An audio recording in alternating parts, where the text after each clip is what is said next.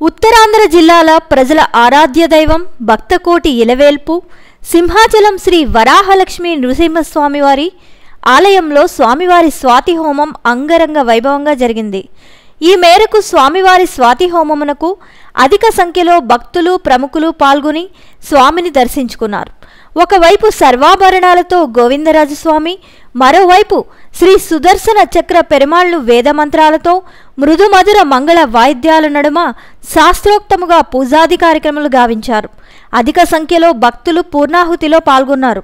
భక్తులకు గోత్రనామములతో పూజలు జరిపించి వారికి యజ్ఞప్రసాదం, భోజన సదుపాయం కల్పించారు. యజ్ఞంలో పాల్గొన్న భక్తులంతా స్వర్ణ కవచ అలంకరణలో ఉన్న సింహాద్రినాథుడిని దర్శించుకొని సేవించుకున్నారు. యజ్ఞం మహాపూర్ణాహుతిలో ఆలయ అనువంశక ధర్మకర్త చైర్మన్ శ్రీ పూసపాటి అశోక్ గజపతిరాజు దంపతులు పాల్గొని పూజలు జరిపారు.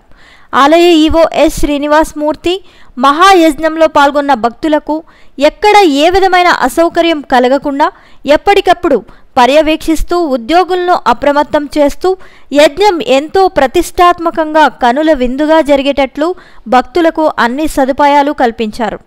ఆలయ ఉద్యోగులు, అర్చక పరివారం, వేద పండితులు, అధ్యాపకులు ఆయా కార్యక్రమాల్లో పాల్గొని స్వామివారిని దర్శించుకున్నారు.